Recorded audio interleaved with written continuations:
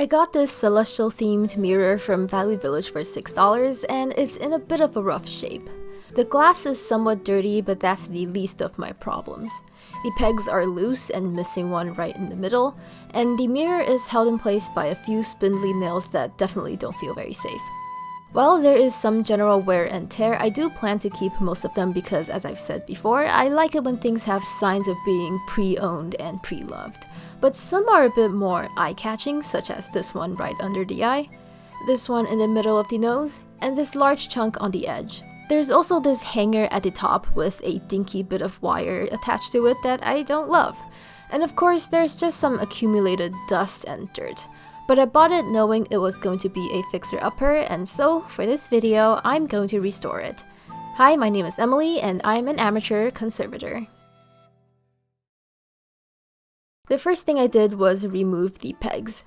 The strange thing was, even though they were clearly loose and wobbly, they still took quite a bit of elbow grease to pry free. Taking out the broken bit of wood in the middle was much harder, as there wasn't much to grab onto.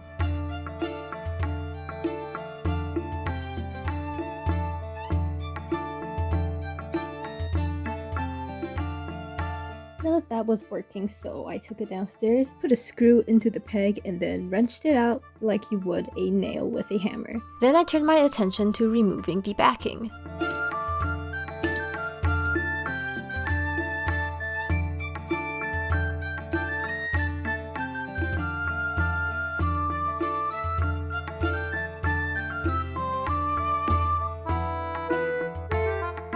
I also removed the hanger and threw away the wire, which looked and felt like it could give me a moderate case of tetanus. I think it's interesting how in the back you can see clearly the wood has been cut through in these two places. You can kind of see it in the front too, right here. So I wonder if this is made out of some kind of scrap wood or if they just messed up really bad. Anyway, I just like the quirks of handmade things. Also, something very scary I have to show you. Look at this inscription on the back. Does that not say E-M? M. That's me. What the heck? Although to be fair, it looks more like it says Emma than Emily, so it's not haunted. It's not haunted. Right? If I were a fancy art conservator like Baumgartner Restorations, this is the point where I would remove all of the varnish with a gelled solvent and meticulously fill in all of these paint losses before I even thought about retouching. But since I'm just a newbie without the tools to do any of that, I'm just gonna go straight for the retouching. Before I get to the retouching, I want to show you some cool things I thrifted today. This banker's lamp, no light bulb inside. This lucky cat, even though I claimed I wasn't collecting them. This cute little RV-shaped planter. The plant is fake. This Nikola Tesla mug, even though I said I didn't need any more mugs. This bee creamer jug. And lastly, this little brass jewelry box that is very dirty, but I love it. Alright, now let's get back to the mirror. So, here's a bit of vague history about me. I grew up doing art and I've been going to art classes for as long as I can remember, and I even went to university for art. But despite all that, I feel like my skills with color picking are a little lacking, and that's something I'm really hoping to improve with projects like this. It's also something that I just really wanted to try after watching art restoration videos for years. So here you can see me mixing and remixing a combination of green, yellow, black, and white paint. I was also trying to apply paint only where paint has been lost, which is a lot harder than it sounds. There were many moments where I overpainted and had to rub off the excess with my fingers. And although I said I wanted to keep most of the wear and tear, you know the saying where if you're holding a hammer, suddenly everything looks like a nail? Well, it turns out if you have paint on your palette, suddenly every paint loss looks like something to be filled in. I ended up not just filling the major gaps, but also most of the scuff marks that ran along the edges. The face I find to be the hardest because I've never been good at mixing yellow and orange paint. And this one right on the eyelid, that one is scary. I psyched myself up by fixing the basic yellow parts first.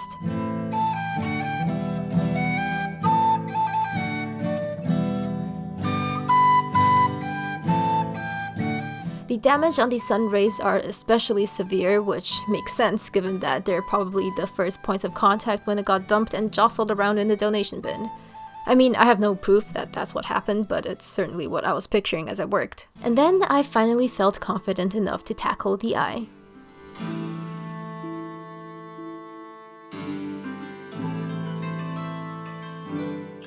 Also gonna mix up a really small amount of brown to connect the lash line with the first lash, the way it looks on the other side.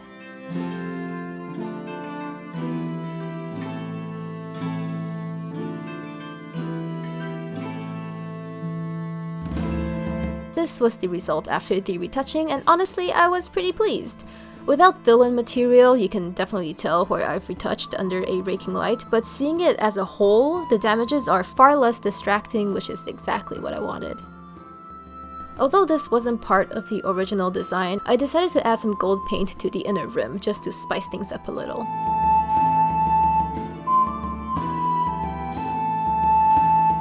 Carefully, I sanded down the buildup of glue around the peg holes as best as I could, which inevitably caused more paint loss. Since I don't have the means to machine a new peg, I decided to just fill up the middle hole. I sanded down the broken bit of wood I removed earlier and plugged it back in with a lot of glue. I sanded that down as flat as I could and then had to figure out how to fill up the voids. I knew of the trick of mixing sawdust and glue together to make DIY wood filler, but I thought I'd experiment a little and try using chalk instead, which did work on a previous restoration project. However, something went wrong with the concoction because it was very strange and gummy to work with, which rendered it impossible to scrape flat and also very difficult to sand.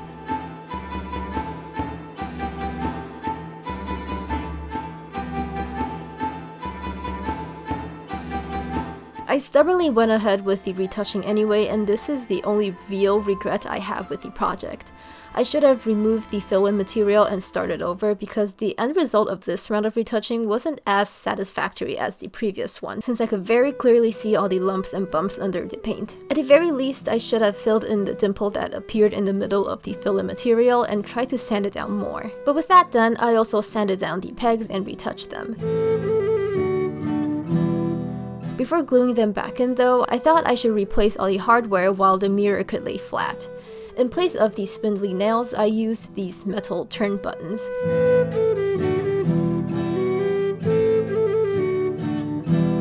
I also drilled a new hole for the hanger slightly lower than before so that it wouldn't be visible from the front.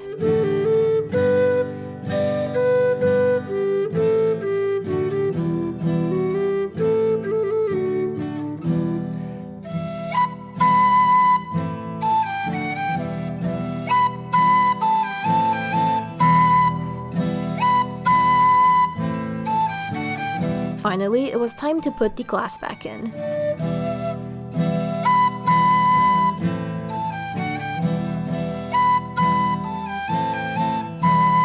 I cut out a new piece of cardboard to hold it in place since the previous one felt a little too brittle and was much too thin to be protective.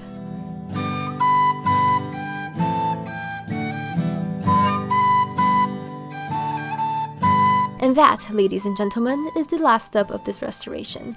Now it is time for the final reveal.